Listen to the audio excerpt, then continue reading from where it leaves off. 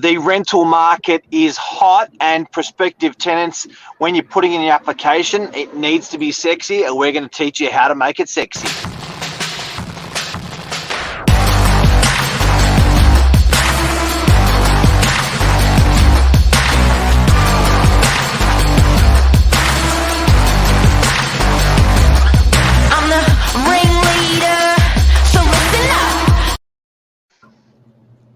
Good morning, Mark. Good morning, Mr. DRURY. Another big topic, another big day. It's a big topic. There's a lot of people putting rental applications in at the moment, and a lot of people getting them knocked on the head, and tenants don't know why, and they need help. The agents don't want to help them because they've already got a tenant that they've accepted. What do they do? Who do they call? That's right. There's a few fundamental mistakes we see repeated again and again, and we're gonna share a few of those tips with you on how to better your chances of securing the property. It's interesting. It's an interesting rental market, and at the moment we're seeing a severe lack of stock. So we're carrying sort of a half to a third of what we'd normally carry at this time of year. And what I reckon, Billy, is that's going to end up pushing those rents up. And I reckon that's going to end up making the whole application process just a little bit harder for tenants. So you really need to be a pro, and you really need to have all your bullets loaded in your application gun to ready to fire off. That's right.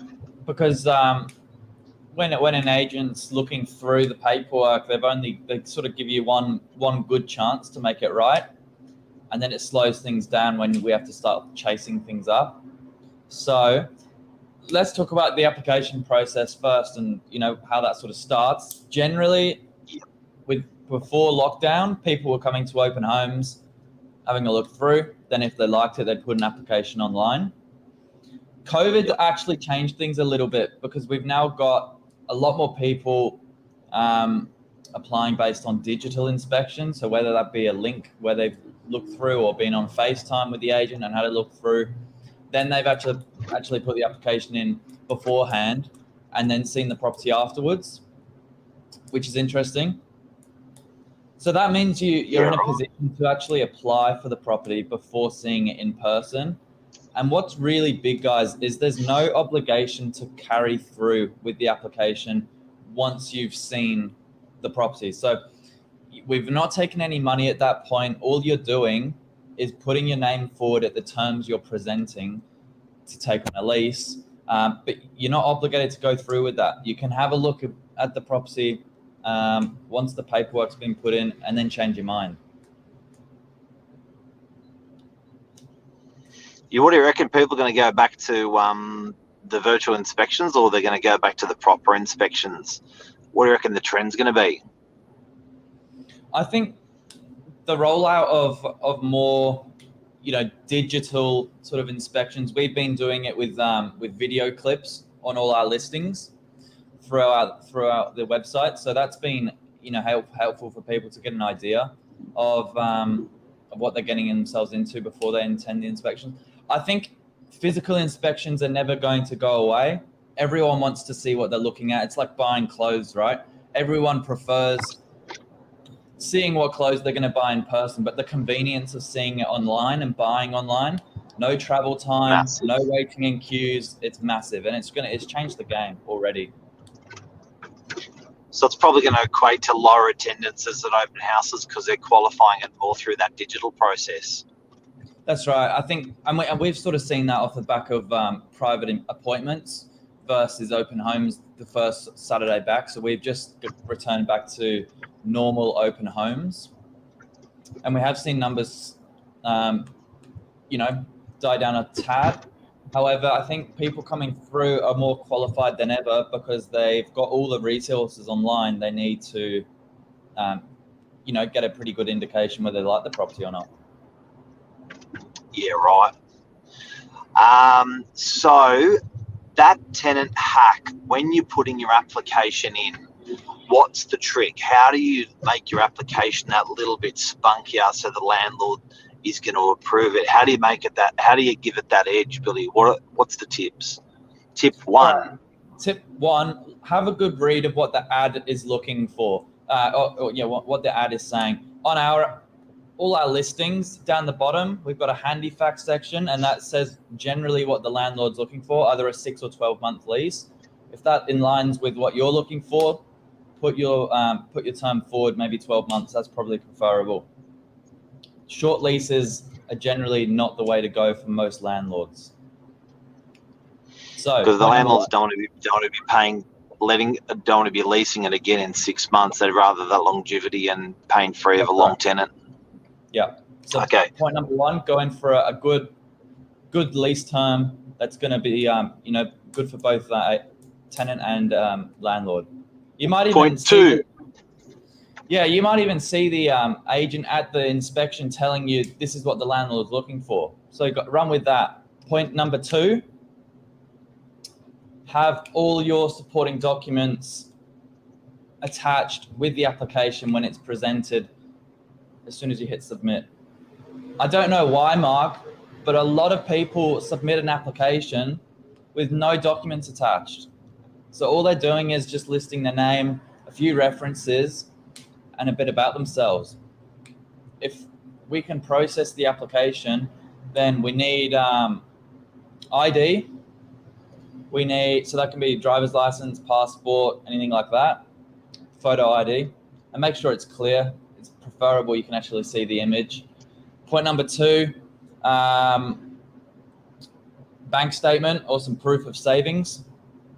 So that can be the form of a screenshot of on your iPhone, or downloaded PDF bank statement, something like that. Number 3 is some pay slips if you're working. 3 recent pay slips if you're working, or like I said, if it's not the form of income through work, maybe Centrelink, something like that, some proof of income. Those are the 3 big ones. Having some good savings in there, just so the landlord doesn't freak out in your ability to pay the rent. Because ability to pay the rent, you can have no job, but you can have $100,000 or $200,000 in your bank account. But make sure you got that proof of there. So that was point number 2. Make sure your application is complete. Don't frustrate the landlord or the agent by putting in part of the application, creating more work for everyone, because potentially another applicant is just going to put the correct information in, all of the information in, and that's what you're naturally going to gravitate towards as an agent or as a landlord. The people that did the paperwork correctly, in full, approve them, and the other guys don't even get a look in. What's the next tip? Point number 2, if you're applying with a partner or a friend, you're going to need 2 applications. So 1 for each person.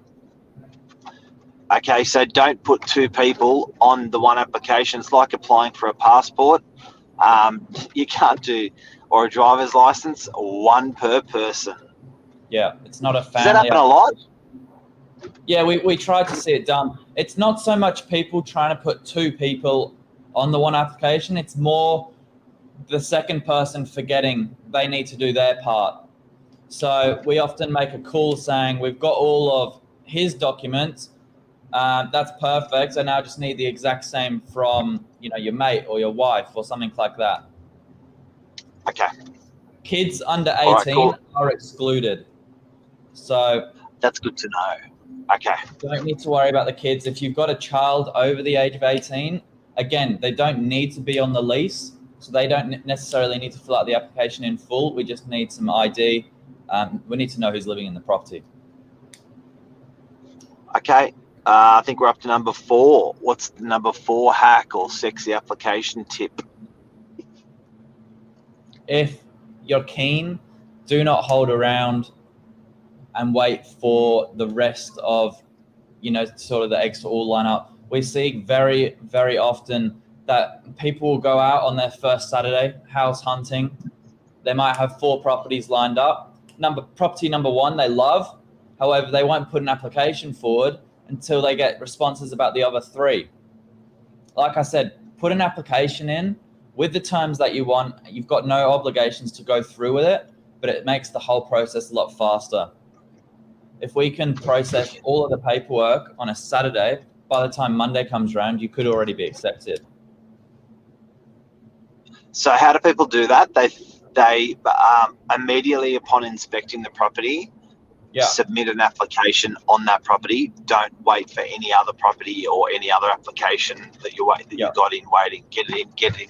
So get it in. The early bird catches the worm with the application. Yeah, it's what most agencies use a website called oneform.com. That's a third party that makes it really easy for house hunters and agents. That is and that sort of auto saves some of the information if you let it. So that makes it a lot quicker.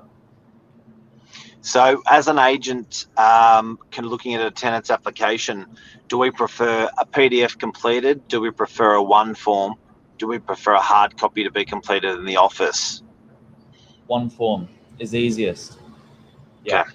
So, and to do a one form, you can apply on the agent's website or on realestate.com.au. That's right. Yeah.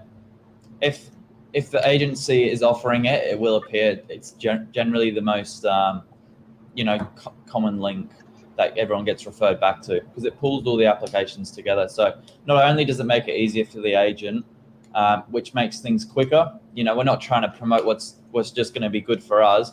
At the end of the day, it makes things quicker and easier for you. Okay. Any other tenant hacks? Look, we've seen in this crazy market. Sexy application. Yeah, we've seen in this crazy market people offering over what's being asked.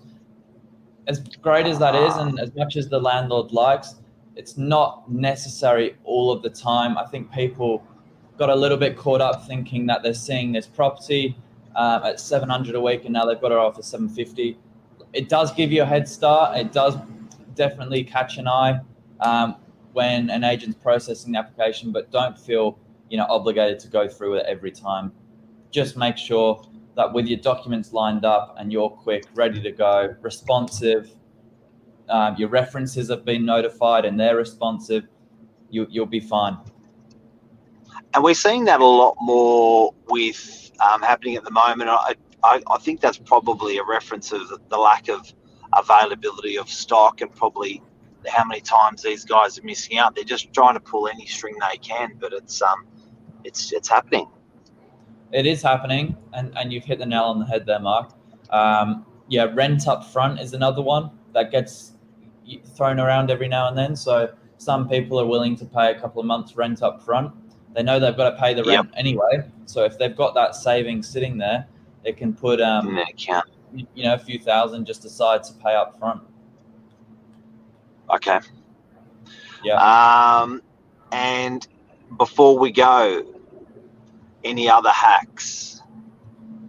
I think we've covered the most of them. Speed will be your best friend.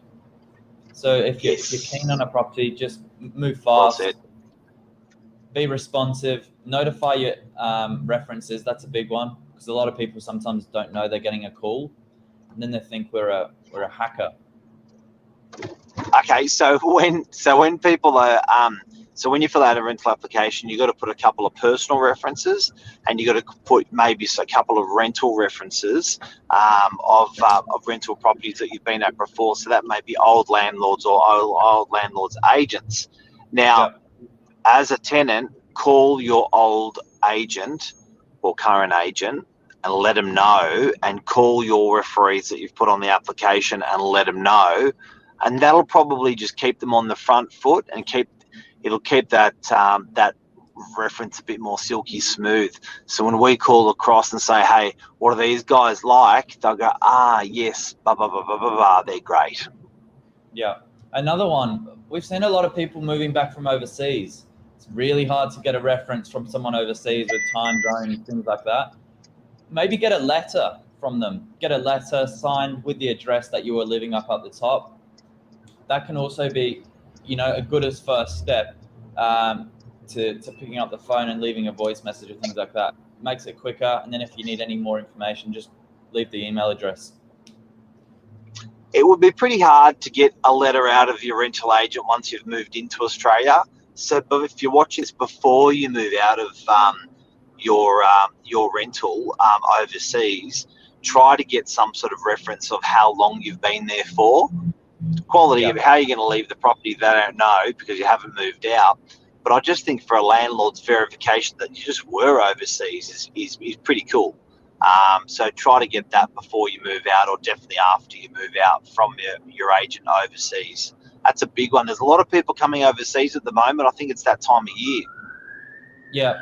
So on that letter, if you can get it from that agent, we're looking to confirm the address you were staying at, the rent you were paying per week, and how long you've been there. Like Mark said, you can't verify whether the bond's going to be released because you're not out at that stage yet. But those 3 points there will help.